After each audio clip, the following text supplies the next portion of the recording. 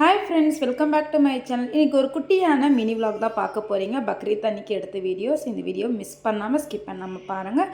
பிடிச்சிருந்த அந்த வீடியோக்கு ஒரு லைக் கொடுத்து நம்மளோட சேனலை சப்போர்ட் பண்ணி சப்ஸ்கிரைப் பண்ணிக்கோங்க ஃப்ரெண்ட்ஸ். ஓகே ஃப்ரெண்ட்ஸ், வாங்க இப்போ வீடியோக்குள்ளே போகலாம்.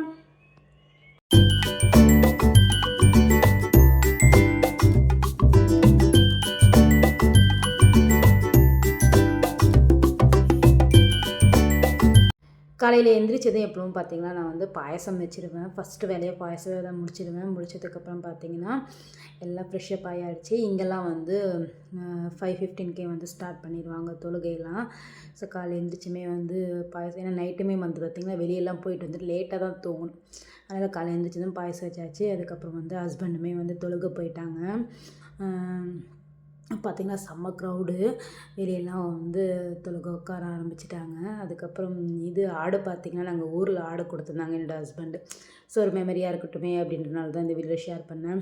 அல்ஹம்துலில்லாஹ் வந்து இந்த வருஷமும் அதுதான் எங்களுக்கு வந்து ஆடு கொடுக்க பாக்கியத்தை எங்களுக்கு கொடுத்துருக்கோம். இதே போல் எல்லாருக்குமே வந்து கொடுக்கணும்னு நான் வந்து அல்லாஹ்கிட்ட துஆ செஞ்சுக்கிறேன். அதுக்கப்புறம் மார்னிங் வந்து பிரேக்ஃபாஸ்ட்டுக்கு பூரியும் வந்து உருளைக்கிழங்கு தான் செஞ்சுருந்தேன். ஸோ அது வீடியோ கிளிப் எடுக்கிறதுக்கு டைம் இல்லை, அதனால தான் வந்து ஸ்கிப் ஆகிடுச்சு. இன்றைக்கி வந்து ஒரு 1.5 கிலோ அளவு தான் பிரியாணி செஞ்சுருந்தேன். வெளியே எல்லோரும் கொடுக்கணும் அப்படின்றதுக்காக. நான் வந்து இன்றைக்கி 1 கிலோ அளவுக்கு மெஷர்மெண்ட் சொல்கிறேன், சரிங்களா? இதேமாரி ட்ரை பண்ணி பாருங்கள். கண்டிப்பாக வந்து பிரியாணி நல்லா டேஸ்ட்டாக இருக்கும். ஸோ எப்பவுமே வந்து கிச்சன் கவுண்டர் டாப்லாம் க்ளீனாக இருக்கணும். இந்த மாதிரி பேப்பர் விரித்து நீங்கள் காய்கறிலாம் கட் பண்ணுங்கள், நல்லா க்ளீனாக இருக்கும். அதே போல் கிச்சன் ரூமில் வந்து ரொம்ப ஹெவியாக ஒர்க்கு இருக்குது அப்படின்னா ஒரு கவர் வச்சுருப்பேன். ஏன்னா வந்து நம்ம கட் பண்ண க்ளீன் பண்ண இந்த மாதிரி கவரில், ஏன்னா அதுக்குன்னு தனியாக கிச்சன் கவுண்டர் டாப்பே பார்த்திங்கன்னா குப்பி ஆயிரும். அதனால் வந்து எப்பவுமே இந்த மாதிரி கவர் வச்சுருப்பேன், சரிங்களா? ஸோ இன்றைக்கி வந்து 1 கிலோ அளவுக்கு நான் வந்து மெஷர்மெண்ட் சொல்கிறேன், பார்த்துக்குங்க.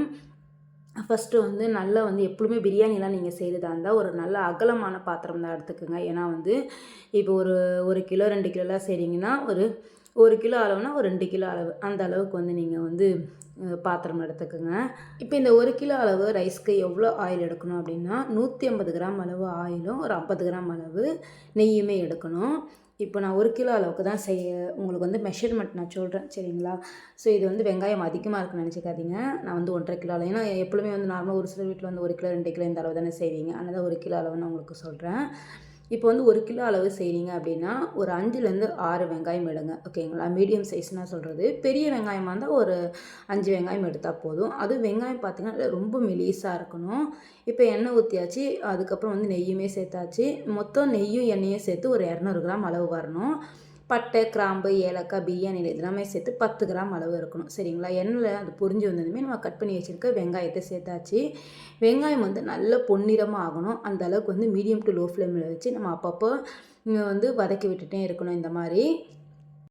இப்போ வெங்காயம்லாம் பார்த்திங்கன்னா இந்த அளவு நல்லா பொன்னிறமாக வந்து வதங்கி வரணும். எந்த அளவுக்கு நம்மளோட வெங்காயம் நல்லா வதங்கி வருதோ அந்த அளவுக்கு நம்மளோட பிரியாணி பார்த்திங்கன்னா நல்லா டேஸ்ட்டாக இருக்கும். இப்போ இந்த ஸ்டேஜில் 150 கிராம் அளவு நான் இஞ்சி பூண்டு விழுதை சேர்த்துக்கிறேன்.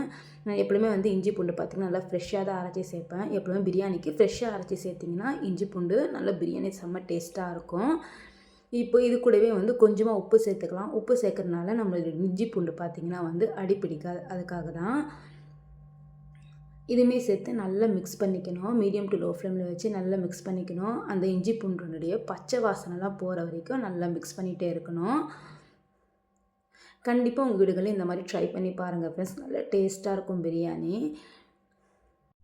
நல்லா கைவிடாமல் அப்பப்போ வந்து நல்லா மிக்ஸ் பண்ணிகிட்டே இருந்தாச்சு. எண்ணெயுமே தனியாக நல்லா பிரிஞ்சு வரணும். பிரிஞ்சு வர ஸ்டேஜில் தான் நம்ம வந்து அடுத்தடுத்து பொருளை சேர்க்க போகிறோம். இதில் வந்து நம்ம காரத்துக்கு பச்சை மிளகாய் எப்பவுமே வந்து 1 கிலோ அளவுனா 3 கிலோ பச்சை மிளகாய் சேர்க்கணும். இப்போ நான் வந்து 1.5 கிலோன்றனால ஒரு 4 சேர்க்குறேன். இது சேர்த்ததுக்கப்புறம் வந்து ஒரு கைப்பிடி அளவு கொத்தமல்லி, புதினா இந்த மாதிரி வர மாதிரி சேர்த்துக்குங்க. சேர்த்ததுமே இதையுமே வந்து நல்லா மிக்ஸ் பண்ணணும் ஃப்ரெண்ட்ஸ். நம்ம ஒவ்வொரு ஸ்டேஜும் நான் 1.5 கிலோ அளவுன்றனால ஒரு கைப்பிடியும் கொஞ்சமும் சேர்த்துருக்கேன். இப்போ இதை வந்து நல்லா மிக்ஸ் பண்ணணும். அதாவது ஒவ்வொரு ஸ்டேஜ்லேயும் ஒன்று சேர்த்து அந்த நம்ம சேர்க்குற பொருள் பார்த்திங்கன்னா நல்லா வதங்கும் போது அதனுடைய ஸ்மெல் வரணும், சரிங்களா? ஸோ அதனால தான் ஒவ்வொரு ஸ்டேஜில் ஒன்று சேர்க்கணும்னு சொன்னேன். இந்த மாதிரி நல்லா கலரி விட்டுட்டே இருங்க. நல்லா கலந்து விட்டதுமே எல்லாமே வதங்கினதுக்கப்புறம் வந்து இந்த ஸ்டேஜில் மிளகாய் பொடி சேர்த்துக்குங்க. நான் வந்து ஒரு 2 டேபிள் ஸ்பூன் அளவு மிளகாய் தூள் சேர்த்துக்கிறேன். ஆல்ரெடி காரத்துக்கு பச்சை மிளகாய் சேர்த்தனால 2 டேபிள் ஸ்பூன் அளவு மிளகாய் தூள் சேர்த்துருக்கேன்.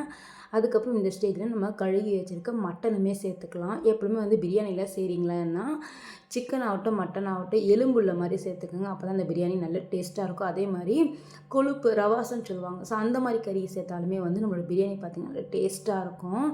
ஸோ இப்போ இது சேர்த்ததுக்கப்புறம் வந்து நல்லா மிக்ஸ் பண்ணிக்கோங்க. இந்த ஸ்டேஜில் எதுக்கு மிளகாய் தூள் சேர்த்தேன் அப்படின்னா நம்மளோட பிரியாணி பார்த்திங்கன்னா நல்லா கலர் கிடைக்கும். எந்த ஒரு அடிஷ்னல் ஃபுட் கலருமே ஆட் பண்ண வேண்டியதில்லை. நல்லா டேஸ்ட்டாகவும் இருக்கும். நல்லா மிக்ஸ் பண்ணிக்கோங்க. நல்லா மிக்ஸ் பண்ணிவிட்டு க்ளோஸ் பண்ணிச்சுருங்க. மீடியம் டு லோ ஃப்ளேமில் தான் இருக்கணும். ஏன்னா வந்து அந்த எண்ணெயெல்லாம் தனியாக பிரிஞ்சிடணும். இப்போ மீடியம் டு லோ ஃப்ளேமில் ஒரு 10 நிமிஷம் இருந்துச்சு. இப்போ எண்ணெயெல்லாம் தனியாக இந்த மாதிரி பிரிஞ்சு வந்துருச்சு பாருங்கள். நல்லா மிக்ஸ் பண்ணிக்கோங்க. மிக்ஸ் பண்ணதுமே வந்து அடுத்தடுத்து நம்ம இதில் தக்காளி அதுக்கப்புறம் வந்து தயிர் இது எல்லாமே தான் சேர்க்க போகிறோம். பாருங்கள் எந்த அளவுக்கு நல்ல கலராக இருக்குது. அதனால தான் நான் ஃபஸ்ட்டே வந்து மிளகாய்த்தூள் இதில் சேர்த்தேன். 1 கிலோ அளவு பிரியாணினா ஒரு 3 தக்காளி கிட்ட சேருங்க. தக்காளி சேர்த்ததுக்கப்புறம் வந்து இதில் 50 கிராம் அளவு நம்ம தயிர் சேர்த்துக்கலாம். தயிர் லெமன் எதுக்கு சேர்க்குறோன்னு பார்த்தீங்கன்னா நம்மளோட கறி நல்ல சாஃப்ட்னஸ் கிடைக்கும். அதுக்காக தான். லெமனும் சேர்த்ததுக்கப்புறம் வந்து ஒரு 3/4 டேபிள் ஸ்பூன் அளவு மஞ்சள்தூள் சேர்த்துக்கலாம். சேர்த்ததுக்கப்புறம் வந்து நல்லா மிக்ஸ் பண்ணிக்கோங்க. இந்த ஸ்டேஜில் உப்பு செக் பண்ணிக்கோங்க. ஆல்ரெடி நான் வந்து வெங்காயம் வதக்கும் போதே கொஞ்சம் உப்பு போட்டிருந்தேன். ஸோ அதனால் எனக்கு கரெக்டாக இருந்துச்சு இதில். இதுவுமே நல்லா மிக்ஸ் பண்ணிவிட்டு மீடியம் டு லோ ஃப்ளேமில் ஒரு 10 நிமிஷம் நல்லா பார்த்திங்கன்னா எண்ணெய் எல்லாம் தனியாக பிரிஞ்சு வர அளவுக்கு நம்ம இதை வந்து வேக வச்சு எடுக்கணும். இப்போ பாருங்கள் ஒரு 10 நிமிஷம் ஆயிடுச்சு. எண்ணெய் எல்லாமே தனியாக நல்லா பிரிஞ்சு வந்துடுச்சு. இந்த ஸ்டேஜில் நம்ம வந்து இப்போ இந்த பிரியாணிக்கு தேவையான அளவு தண்ணி சேர்த்துக்கலாம். எப்பவுமே வந்து பிரியாணிலாம் செய்கிறதா இருந்தால் அரிசியை பார்த்திங்கன்னா ஒரு 3/4 மணி நேரம் நல்லா நம்ம ஊற வச்சு எடுக்கணும். 3/4 மணி நேரம் அதாவது நீங்கள் அரிசி ஊற வைக்கிறீங்கன்னா ஃபஸ்ட்டே வந்து ஒரு 3 முறை நல்லா கழுகிக்கிங்க. கழுகுனதுக்கப்புறம் வந்து அரிசியை வந்து ஒரு 3/4 மணி நேரம் ஊற வச்சு எடுத்துக்கோங்க. இப்போ எண்ணெயெல்லாம் இந்த மாதிரி நல்லா தனியாக பிரிஞ்சு வர ஸ்டேஜில் நம்ம நல்லா மிக்ஸ் பண்ணிவிட்டு இப்போ இந்த பிரியாணிக்கு தேவையான அளவு தண்ணி சேர்க்க போகிறோம். பிரியாணிக்கு தேவையான அளவு தண்ணி எப்படின்னு பார்த்தீங்கன்னா 1 கிளாஸ் அளவு அரிசினா அதுக்கு 1.25 டம்ளர் வந்து தண்ணி நீங்கள் சேர்க்க வேண்டியது இருக்கும். அதிகமாக சேர்த்துடக்கூடாது. கறியுமே பார்த்தீங்கன்னா அதாவது ரொம்ப முத்தின கறியாக இருந்துச்சுன்னா நீங்கள் குக்கரில் சேர்த்துக்குங்க. குக்கரில் ஒரு 2 விசில் விட்டு எடுத்துக்கோங்க. இது வந்து கொஞ்சம் இலை ஆட்டு கறின்றனால நான் அப்படியே வந்து வேக வச்சு எடுத்துக்கிட்டேன். தண்ணியுமே சேர்த்தாச்சு. நல்லா மிக்ஸ் பண்ணிக்கோங்க. இந்த ஸ்டேஜில் உப்பு செக் பண்ணிக்கோங்க. உப்பு செக் பண்ணிட்ட அப்புறம் வந்து க்ளோஸ் பண்ணி வச்சுருங்க. நல்லா இந்த தண்ணி பார்த்திங்கன்னா நல்லா மலன்னு கொதிக்கணும். கொதித்ததுக்கப்புறம் பார்த்திங்கன்னா நம்ம ஊற வச்சுருக்கோம்ல அந்த அரிசியை வடிகட்டி சுத்தமாக தண்ணியே இல்லாமல் நம்ம சேர்க்கணும். தண்ணியோடு சேர்க்கக்கூடாது. சுத்தமாக தண்ணி இல்லாமல் சேர்க்கணும். இது நல்லா கொதித்து வரட்டும். இப்போ பார்த்திங்கன்னா ஒரு 10 நிமிஷம் அப்படியே விட்டுட்டேன். தண்ணி பாருங்கள் இந்த அளவுக்கு நல்லா மலன்னு வந்து கொதிக்கணும். இப்போ நம்ம எடுத்து வச்சுருக்க அரிசியை நம்ம இதில் சேர்த்துக்கலாம். சேர்த்ததுக்கப்புறம் வந்து ஒரு 20 நிமிஷம் பார்த்திங்கன்னா நல்லா ஹை ஃப்ளேமில் இருக்கணும். அதாவது அரிசி சேர்த்ததுக்கப்புறம் வந்து அடுப்பு வந்து 20 நிமிஷம் நல்லா ஹை ஃப்ளேமில் இருக்கணும். அரிசி கொட்டினதும் ஜஸ்ட்டு ஒரு அதாவது நல்ல ஒரு வுடன் ஸ்பூன் இருந்தால் எடுத்துக்கோங்க. அப்படி இல்லை சில்வர் ஸ்பூன் இருந்துச்சு அப்படின்னா சில்வர் ஸ்பூனோட பேக் சைடு வச்சு நீங்கள் அந்த அரிசியை வந்து கிளறி விடுங்க. இப்போ 20 நிமிஷம் ஹை ஃப்ளேமில் வச்சுட்டேன். இந்த மாதிரி தண்ணி எல்லாமே நல்லா வற்றி வரும். இந்த ஸ்டேஜில் வந்து அடுப்பை மீடியம் டு லோ ஃப்ளேமில் வச்சுருங்க. நல்லா ஒன்ஸ் மிக்ஸ் பண்ணி விட்டுருங்க. மிக்ஸ் பண்ணதுக்கப்புறம் வந்து இப்போது தம் போட்டுற வேண்டியது தான். இப்போ பாருங்கள் தண்ணியெல்லாம் நல்லா ட்ரை ஆகிடுச்சுல. ஸோ இப்போ கீழே வந்து யூஸ் பண்ணாத தோசைக்கல் எதுனா வச்சுட்டு அதுக்கு மேலே வந்து நம்ம பிரியாணி பாத்திரத்தை வச்சிடணும். அதுக்கு முன்னாடி மேலே கொஞ்சமாக நெய் சேர்த்துக்குங்க. கொத்தமல்லி புதினா இருந்துச்சுன்னா அதுவுமே மேலே சேர்த்துக்குங்க. நான் அடிஷ்னலாக ஃபுட் கலர் எதுவுமே சேர்க்க போகிறதில்ல. உங்களோட விருப்பம் தான். உங்களுக்கு தேவைப்பட்டால் நீங்கள் சேர்த்துக்குங்க. அதுக்கு மேலே கொஞ்சமாக கொத்தமல்லி புதினாலாம் சேர்த்துட்டு இப்போ இதை தம் போட வேண்டியது தான். இப்போ இதுக்கு மேலே வந்து அலுமினியம் ஃபாயில் பேப்பர் இருந்தால் அலுமினியம் ஃபாயில் பேப்பர் போடுங்க. அப்படி இல்லைன்னா வீட்டில் எதுனா காட்டன் துணி இருந்தால் அது கூட நீங்கள் க்ளோஸ் பண்ணிக்கலாம். இப்போ பாருங்கள் நான் யூஸ் பண்ணாத தோசைக்கல் வச்சுட்டு இப்போ அதுக்கு மேலே வந்து நம்ம பிரியாணி பாத்திரத்தை வைக்க வேண்டியது தான். அடுப்பை வந்து இப்போ மீடியம் டு ரொம்ப லோ ஃப்ளேமில் வச்சிடணும். இந்தமாரி அலுமினியம் ஃபாயில் பேப்பர் போட்டு மேலே பிளேட்டு போட்டுட்டு வெயிட்டான பாத்திரம் எதுனா மேலே வச்சுருங்க.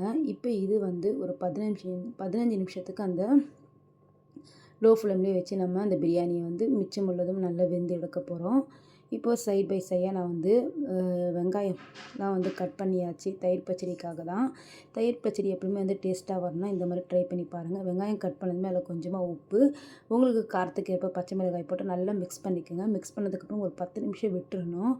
க்ளோஸ் பண்ணி வச்சிடலாம். ஒரு 10 நிமிஷத்துக்கு அப்புறம் பாருங்கள் தண்ணியெல்லாம் விட்டுருக்கும். இந்த ஸ்டேஜில் கொத்தமல்லியும் தயிருமே சேர்த்து மிக்ஸ் பண்ணி நம்ம சர்வ் பண்ண வேண்டியதுதான். அவ்வளோதான், நம்மளோட தயிர் பச்சடி சூப்பராக டேஸ்ட்டாக இருக்கும். உங்களுக்கு விருப்பப்பட்டால் வந்து நீங்கள் குக்கும்பர், அதுக்கப்புறம் கேரட் இதெல்லாம் கூட போட்டுக்கலாம், நல்லாயிருக்கும். அவ்வளோதான் ஃப்ரெண்ட்ஸ், நம்மளோட தயிர் பச்சடி சூப்பர் ரெடி ஆகிடுச்சு. ஒரு சைடு பார்த்திங்கன்னா பிரியாணியுமே ரெடி ஆகிடுச்சு. அவ்வளோதான், எல்லாம் சாப்பிட்டுட்டு ஈவினிங் போல் வந்து வெளியே கிளம்பியிருந்தோம். வெளியே பார்த்திங்கன்னா எங்கே போகிறதுனே தெரியல. போகிற இடம்லாம் பார்த்திங்கன்னா ஒரே செம்ம க்ரௌடாக இருந்துச்சு. அதுக்கப்புறம் அப்படியே கொஞ்சம் பசங்களுக்கு வந்து விளையாட வேணும்னு சொல்லிட்டு கத்தார் டவர்கிட்ட தான் போயிருந்தோம். அங்கே வாட்டர் ஃபால்லாம் இருந்தனால கொஞ்சம் நேரம் விளையாட விட்டுருந்தோம். செம்ம க்ரௌடுங்க அன்றைக்கி, எங்கேயும் போக முடியல. பிளானே இல்லை ஆக்சுவலி. பசங்க ஒரே வந்து அழுதுகிட்டே இருந்தாங்க. லீவுன்றனால எங்கேயும் போகல. ஸோ அன்றைக்கி போயிருந்தோம், நல்லா இருந்துச்சு. அவ்வளோ க்ரௌட் இல்லை நாங்கள் இப்போ இந்த இடத்துல போன இடத்துல. ஸோ பசங்களுக்கு கொஞ்சம் நல்லா விளையாடுற மாதிரி இருந்துச்சு. வாட்டர் ஃபால்லாம் இருந்துச்சு. கொஞ்ச நேரம் விளையாடிட்டே இருந்தாங்க. விளையாடிட்டு நைட்டு ஒரு 11:30 போல் வீட்டுக்கு கிளம்பிட்டோம்.